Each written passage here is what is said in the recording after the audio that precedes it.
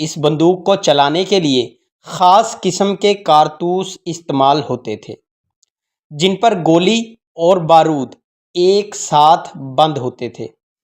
ان کارتوسوں پر چربی کی تہ چڑھائی گئی تھی تاکہ وہ نمی اور بارش سے خراب نہ ہوں۔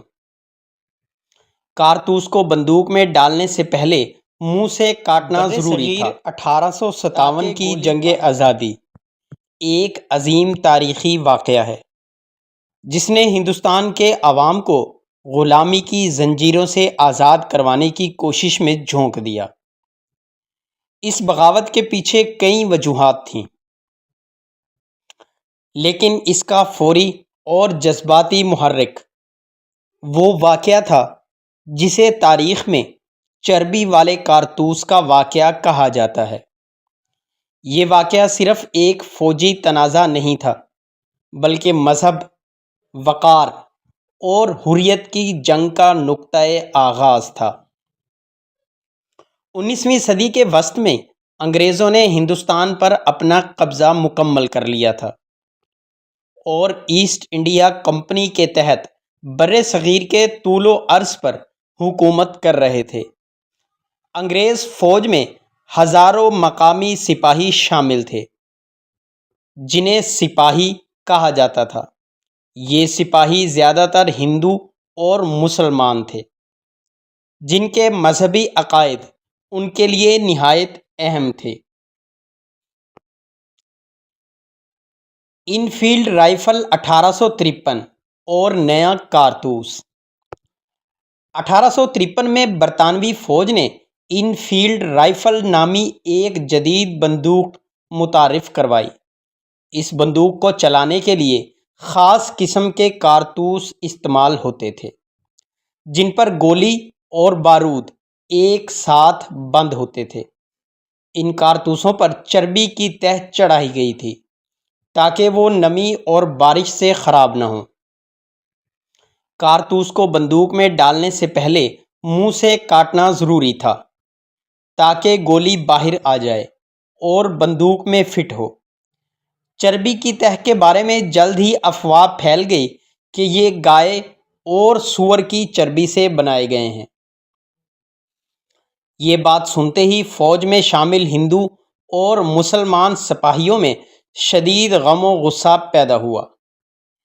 ہندو سپاہیوں کے لیے گائے ایک مقدس جانور تھی اور اس کی چربی کا استعمال شدید مذہبی توہین سمجھا گیا۔ مسلمان سپاہیوں کے لیے سور نجس اور حرام تھا۔ اس کی چربی کو منہ لگانا ان کے دین سے انحراف تھا۔ یہ صرف ایک کارتوس نہیں تھا بلکہ ان سپاہیوں کے ایمان، عقیدے اور عزت نفس پر حملہ تھا۔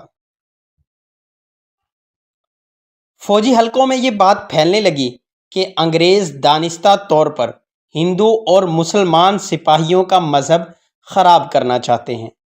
بعض نے کہا کہ یہ سازش ہے تاکہ سپاہیوں کو عیسائی بنا دیا جائے۔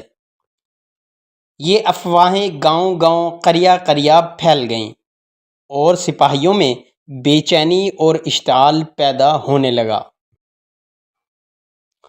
مارچ 1857 میں میرٹھ، لکھنؤ، بریلی، کانپور اور دیگر چھاؤنیوں میں سپاہیوں نے کارتوس استعمال کرنے سے انکار کر دیا۔ میرٹھ میں 85 سپاہیوں نے حکم ماننے سے انکار کیا، جنہیں قید کر لیا گیا اور زنجیروں میں جکڑ کر سب کے سامنے سزا دی گئی۔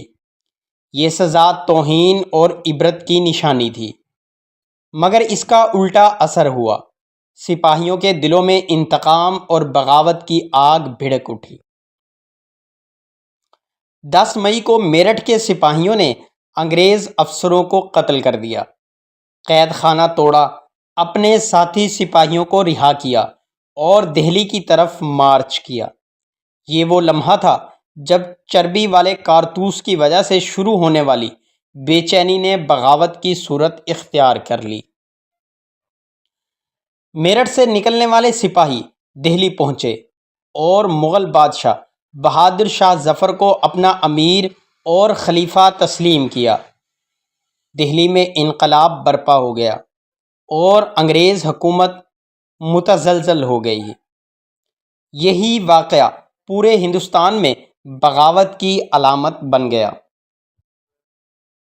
ابتدا میں انگریز حکام نے کارتوس پر چربی کے الزام سے انکار کیا، پھر کہا کہ اب نیا کارتوس دیا جائے گا جس میں چربی نہیں ہوگی، مگر اب اعتماد ختم ہو چکا تھا۔ سپاہیوں اور عوام نے انگریزوں کے ہر وعدے کو دھوکہ سمجھا۔ یہ واقعہ ظاہر کرتا ہے کہ مذہب کی توہین انسان کو بغاوت پر مجبور کر سکتی ہے۔ سپاہیوں نے جان کی قربانی دے دی مگر اپنے عقیدے پر سمجھوتا نہ کیا۔ یہ قربانی بعد میں ہندوستان کی تحریک آزادی کا سنگ میل بنا۔ چربی والے کارتوس کا واقعہ جنگ آزادی 1857 کی چنگاری تھا،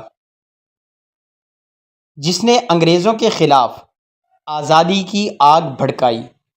اس واقعے نے یہ ثابت کیا کہ جب ایمان اور غیرت خطرے میں ہو تو غلام قوم بھی بغاوت کے لیے اٹھ کھڑی ہوتی ہے۔ انگریز افسروں نے بعد میں کہا، ہم نے ایک کارتوس بنایا اور پورا ہندوستان ہمارے خلاف کھڑا ہو گیا۔ جامع مسجد دہلی پر توپیں رکھ دی گئیں اور شہر کو فتح شدہ علاقہ قرار دے کر قتل عام کیا گیا۔ چربی والے کارتوس کا واقعہ ایک چھوٹا سا واقعہ نہیں بلکہ ایک قوم کی غیرت، حریت اور مذہبی حمیت کی علامت ہے۔ اس واقعے نے ہندوستان میں آزادی کی پہلی آواز کو جنم دیا اور یہ سبق دیا کہ مذہب اور آزادی کا رشتہ کبھی ٹوٹ نہیں سکتا۔